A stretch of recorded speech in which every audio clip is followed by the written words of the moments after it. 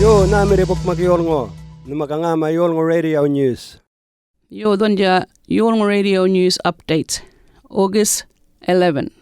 Tia lemurong baingon bullo COVID-19 ready tual entingor. Yor New South Wales ngor, Queensland ngor ga Victoria ngor, Yolngu malaka barak redikton COVID-19 do.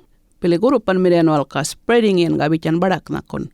Nguna Sydney ka report malanguna area ngor nakon New South Wales health jama mirmala walal kalakara nguni more than 200 Yolngu ka COVID-19 do redikton bican abilian every day. Tarwa rede miri Yolngu mala wajpil ngor ka golngir.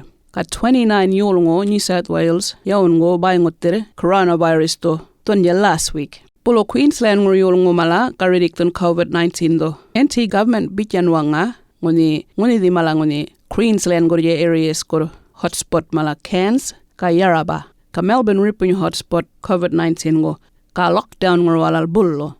This week ja NT government to yurta rom nirpan marga to gulmaram ga Yolngu mala nguni hotspot gurmatile rongir o nguna nina malaka. Marga wal to yakka visiting garali entilil. Yurta ngarom barangayon nguni to bola mir Yolngu try gari rally entilil hotspot ngur malangong wangangur. Peliju man yoto nganya nguni di Yolngu inga palai di biliju unrungan maram. Kalur kun goyan rom go walto peliju man malanongo nakon dambo yang getir kayu ram nongo ni to rally braptun entilil pingri hotspot ngur area ngur mala. Ka waka yang nguni di if ni ka jura ngaetam nguni to kamila karam ni ka moving in na rally entilil na.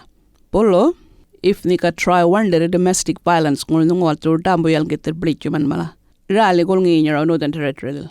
Kawaganja if ni amingur, kabullo if ni sensual worker na kon white piljama mir o dokta ni una ni nguli ka jama tukkar ye pala nyamala yo ka nguli ni wakanja power and water jama mir kapullo if ni ka papuro attending tol mala ngune lorkon rules walto diak mala plichuman tambo yang getere nongo niturali na kon rongir o brapto niturali white man na kongula mala nguni diang rules to nongo to ngai isikom kana nyakan ka if ni dolango entipu kanika try rungir hotspot ngong area ngor malangongor pai ngonuna to ju unrungan maram aja pala nuna wal to ju in quarantine gun Howard Springs na o Alice Springs ka 2 weeks ko nito ninin ngonilin quarantine ngorja ngoni bilean dawo ka pay ja to 2,500 ni to pay no kingal ondo rupiay ngoli nito ni ngonala chending marichi ngoli ni Yolngu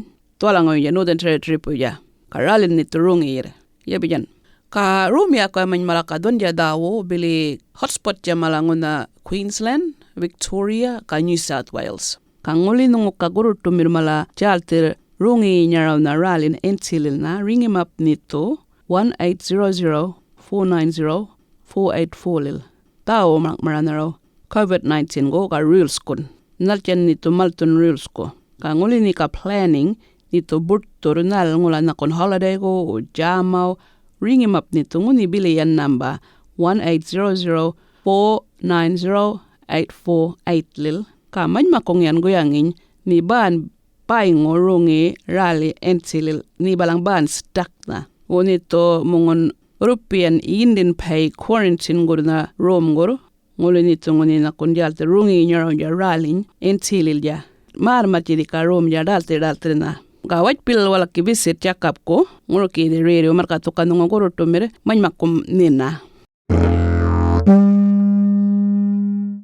kadwan je second da ngone ngoyuni blichuman ya ko Constable Zachary Rolfe nguni ngai wotun yang nariramun walbre Yolngu 2019 dongal yindomo ngai nguni di Constable Zachary Rolfe charge nanganya wal ngoro ki de merona ka courtja nan ngoto this month your 18th Augusto. Kabay ngutiri janga inguni nanukin galguru tumiri wal malawangangor. Ka Constable Zachary Rolfe ka bulo 4 blichuman marki wal balanya meri palai di wangalil. Ka nguru lakarama nyualal nganya nguni ngai Constable Zachary Rolfe to mariang de nyutun. Nguni di 19-year-old na nyulngun. Palanya meri nguni wal ka marki mata maranaraw nandango. Ka kuminje uko family umala ka wuri pro yundu bongol mala yulngo korotomer nakulwal ka preparing waltu trial rally ngupulyan dawnil nganara ngurkidi court ngur ka 3 weeks ko tunguni trial ja marki. Yo gadwal limrong news update katurango ja August 11th Yolngu Radio News. Yo, thank you naman ko. Buturit yun daw. Tambal Yolngu Radio li.